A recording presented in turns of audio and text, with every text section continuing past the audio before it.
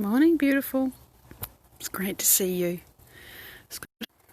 Right, we've had our bump. Let me show you the sky. Because really, it's glorious. And there's nothing missing from this. So I'll just do a bit of a pan. Good morning, Linda. Here's the sun. Good morning, Jocelyn. Little bird flyby. Muscle car warming up. Little clouds drifting over. It's beautiful still morning. And there's the sky. And for everyone who, is not having skies like this is for you. There's the moon in the top right corner of the screen. And there's Mount Kaukau. And here's the garden. With late flowers. The Japanese anemones just keep going when a lot of other things have stopped. So, they're a bit scruffy, but they're here. And, I like things that just keep going. Oh, let's not ignore the ghost plant. You can see, if you're familiar with plants at all, that this is a kind of chrysanthemum. It's a daisy, in other words, and it's beautiful. And the fact that it's not moving tells you how still it is this morning. And then, same colour, different plant. This is snow in summer, not presently flowering, but you can tell I like plants with grey foliage. And here's the magnolia. Doesn't do anything spectacular in autumn. It just leaves turn gold and then they fall off. Let's have some focus. I want you to see this one. There we go. The camera's getting a bit confused about what to pay attention to. So, there you are. It's beautiful with the light coming through it. Morning, Heather! Just quietly enjoying the sights of autumn. I love this. Light coming through things means you can really see them. Look at that. The colours, the gradations, the brown, the yellow, the green, the darker vein in the middle of the leaf. To me, this is gorgeous. And look at the shape those leaves make. It's like art. It's beautiful. And it's so still. Makes you want to whisper. And we have anemones here too. They're a bit beaten up because we had some heavy rain and some strong winds. But anyway, look, let me show you this. I love this in autumn. See the leaves coming through the ginkgo tree? The light coming through the leaves of the ginkgo tree. It's just beautiful. So there it is. All right, turning the camera around, carefully walking out of the garden. Good morning, Marianne. Good morning, Zafira. It's beautiful to be with you. It's lovely to be out here. And I really just want to talk about changing boxes, changing personality, changing who you are today. And the fact that we can get so buried in who we think we are and how we've failed and what we've lost and how sick we are or how wealthy we are or how successful we are in our career or, whatever it is, that thing that's happened to you, the trauma, the success, the whatever, the relationships, the family, the whatever it is you define yourself by, you think it's you. And it's not. And when you want to create something new in your life, you have to become a different person. You have to become the person that actually has that. And to become the person that has what you desire, which you don't presently have, you're probably going to have to stop being some part of yourself, maybe a whole lot of yourself. And this is the thing that many people don't understand. And now I'm quoting Joe Dispenza. Most people, let me go back a bit. Your personality creates your personality, your personal reality. That's it. And how you think and how you act and how you feel is your personality. It's your state of being. And your personality creates your personal reality. That's it. That's how it works. Now, most people try to create a new reality with the same personality, and it doesn't work. If you want to create something new in your life, you're literally going to have to become somebody else. I'm not quite quoting him verbatim, but pretty close, because I've heard him say it a lot. And I tell you, for myself, it's so true. Yeah, synchronicity, totally. We're all doing this right now because we've been forced out of the old box. So I want to talk about this because we think, speaking from myself, I have thought, I can't say it in the present anymore. I have thought, I want money, I want to be abundant, I want to have choices, I want to, be able to just do stuff. And I'm still in my lackful mind thought, hi Julie, hi Misty, great to see you. I'm still thinking and feeling and behaving like the lackful person I had been for a very long time. And so there I was, wanting to become abundant, still being and thinking and doing and feeling lackful. I want an abundant future, and I am living and being and doing my lackful past. It's not going to work. And so, if you, in case you think that this happens quickly, for me it doesn't, it hasn't. I've been in this game of really starting to understand how I can change myself and actually doing it for more than a year now. Best year of my life. I would not go back to pre this work for anything. I don't care how much you offer me. Hell no. I would not go back to being young unless I could take back what I know now. That was horrible. It was really hard. Yeah, we've been totally smoked out of our go for holes. And you think that this is the thing that just happened to us? No, we've all co-created it. Big discussion. So there I am wanting to create abundance, or there you are wanting to create health or freedom or, insert your thing here. And you are still thinking and feeling and behaving, demonstrating behaviours like the you that you've been all this time. In what quantum universe are you going to get a different result? The answer is, I'm not. I'm not. And let me tell you, I have proved that for many years. That's just how it works. It's brutal, but it's also empowering. Because if how I think and how I feel and what I do, how I act, is my personality, my state of being, and my personality creates my personal reality, then I gotta let go of some stuff and become somebody else, and then I'm going to have a different personal reality. Jasmine, it's great to see you. And that is exactly what I've been doing for at least a year. I was doing it before that, but I didn't really understand how to create profound change. Now I do understand how to create profound change in myself, and wow, really. So, the piece I want to talk about is kind of inspired by a little conversation I've had recently under one or two of my lives, but it's something that I see much, much wider. And I've done it myself. I've been it myself, okay? So I'm not poking at anybody. If this is you, it's like I'm not poking at you because I know what this is like. And it's the kind of situation, we've all done this, where you say to your friend, oh, look, there's this thing going on. I really want to change. I want to feel better. I want blah, blah, blah, blah, blah. And the person says, okay. And however I say this is going to come out wrong. But essentially, somebody will say, have you tried this? Have you thought of that? After making sure, if they do it right, they will make sure that they really know what question you're asking. That's the part that I'm missing out, right? Because, if somebody says to me, hey, I've got this thing going on, I won't immediately give them advice. I will actually at least think, feel into, sense what's the real question here, because it's quite often not what they're saying. That's just, by the by today. So you offer them a solution, and you actually know that it's a good solution and that they can get some value out of it. Andrea, good morning. And what do?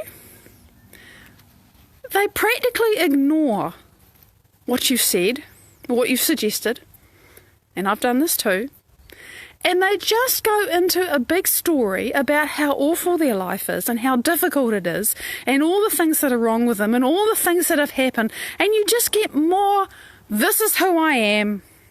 Really indulge my victimhood. And that to me is an expression of a person saying, I don't like how I feel. I don't like my life experience. I think I want to change. I really do. Because this is painful. But I'm so invested in who I've been, I can't even see myself in any other way. I can't even imagine myself different. And so I'm saying that I want solutions, I want ways out, but you offer me a way and I can't even see it. I'm just going to tell you my story again. And they do it over and over and over, and eventually you realise that they just want someone to tell the story to. I mean, they really want to change, but at the same time they don't. There's this conflict, right? Intellectually, emotionally, they're thinking, this is horrible, I want something different. But they're so accustomed to being who they are that you offer them something different, they won't even look at it. Hi, Amy! It's like they can't see it. And that is an expression of the person being so invested in who they've been and their disaster, their challenge, their trauma, their sickness, their loss, their whatever it was, that they don't know who they are without it. And when push comes to shove and they really are faced with an opportunity to change, and we all do this, me too, they're actually going to find how attached they are to that personality, that way of thinking and being and acting. And they're going to find out how much they want to stay like that. And that's really, really challenging for them. Can't get proper help.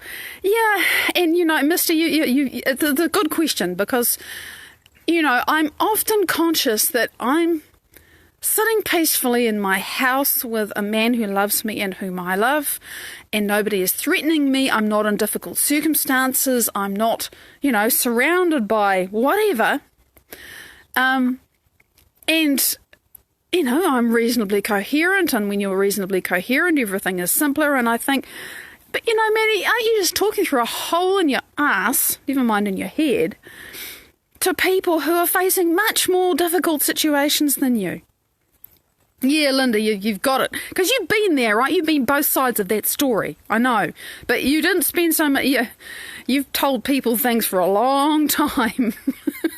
And yet you've been there too. I know you understand this. And so, So I've often wondered, am I just talking through a hole in my head and pissing off a whole lot of people who are in much more difficult circumstances than I am? Saying, oh, you just need to do this. No, actually, I won't own that. Because, sure, externally, my circumstances look like a piece of bloody cake to many people.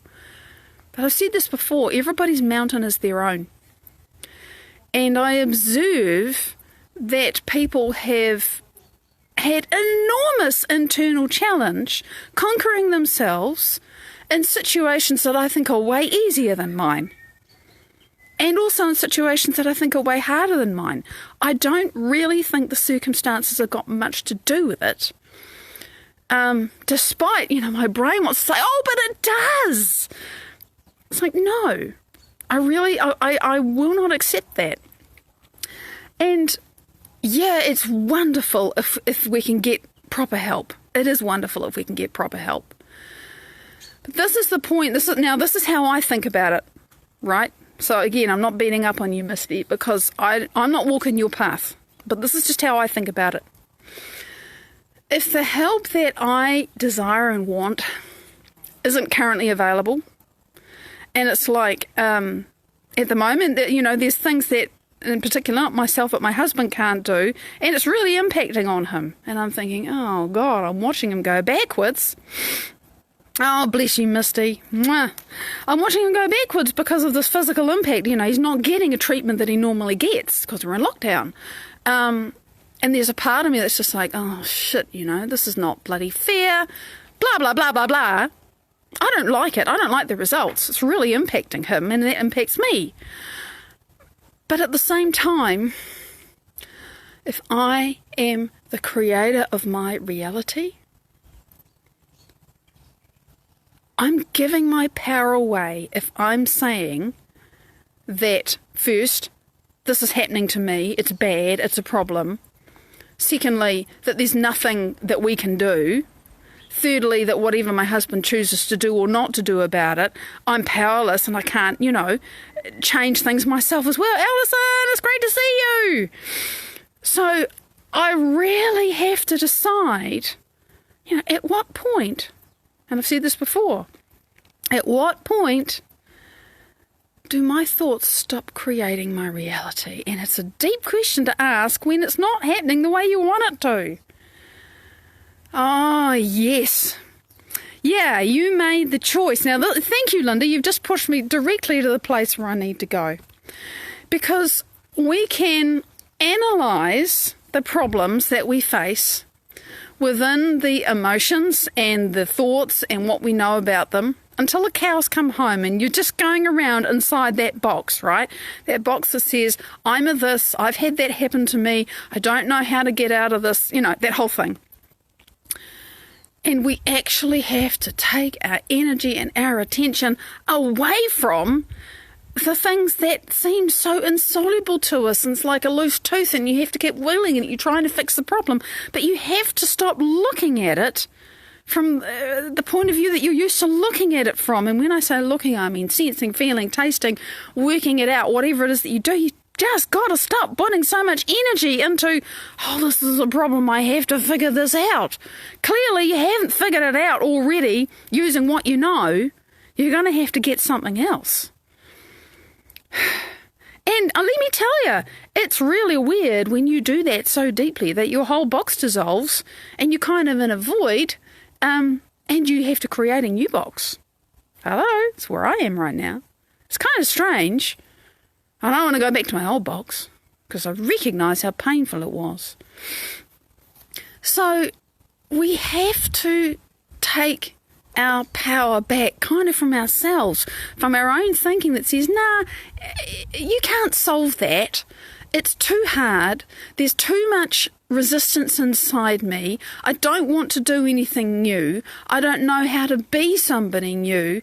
It feels like, I'm doing all the things I've decided to do and try and whatever, and it's not working and it's never going to work. The bullshit that goes on in our head. Now, it's real because we feel it, but it's also not true. If we buy into those thoughts and believe them, well, that's kind of it, right? At what point am I going to give up the future self that I want to be because it's just so easy to keep on being who I've been? That's the choice that we're faced with when it's like, oh my God, I'm pushing shit uphill inside myself and I don't know even who I want to be. I just know that I don't want to be who I've been anymore. And oh God, And that moment, that time is often more than a moment when you're just in absolute chaos inside your brain and often in your body too. Because you're just so busy saying no, no, no, no, no to the old self. And you can feel like everything's falling apart. The house of cards is collapsing. You don't know who you are. And you really don't know who you are, but you just know that you can't be who you've been anymore. And you recognise how attractive it is to want to go back because it's familiar and you know how to do and be that person. And that's the choice, to let the old self go. And it can be quite, discombobulating. It's like the earth moves. For me, the house hasn't had to be bulldozed, but it's like the foundations are all being changed. And it's really quite peculiar. And I'm just grateful. But I have to let go of who I've been. And if that means being in a place where a lot of things are just blank and I don't know what I think about a lot of things, that's fine. I go into the field and I create myself every day. It gets easier.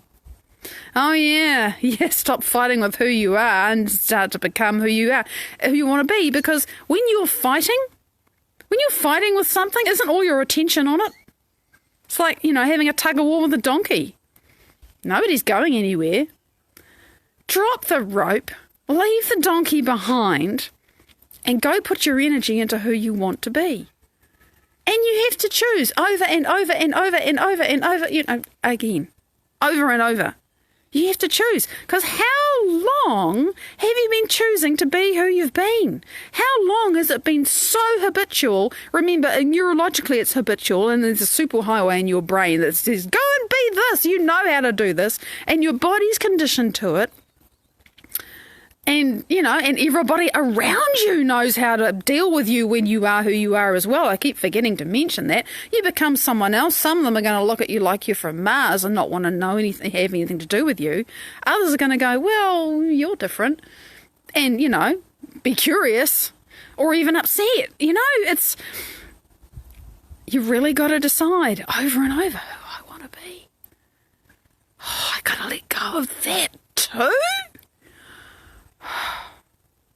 Choice is a daily project. Some days it's a freaking moment-to-moment project. So, this feels like, this is a really simple thing. But the thing about simple is it's generally not easy. So much choosing. And now, because the rug has been ripped out from underneath all of us one way or another, there is this massive opportunity. And it is not easy. But if it was easy, as Joe Dispenza says, everybody would be doing it. Guess what? You're not everybody. You can do it.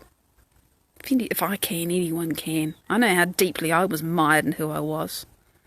So choose yourself, your future, who you're desiring to be. And I know I'm out of time. I'll be back in about 3.5 hours to give you an update on our Sang Marie in the Gambia. Exciting times. Very much love. I'll see you then, or I'll see you tomorrow. Bye-bye.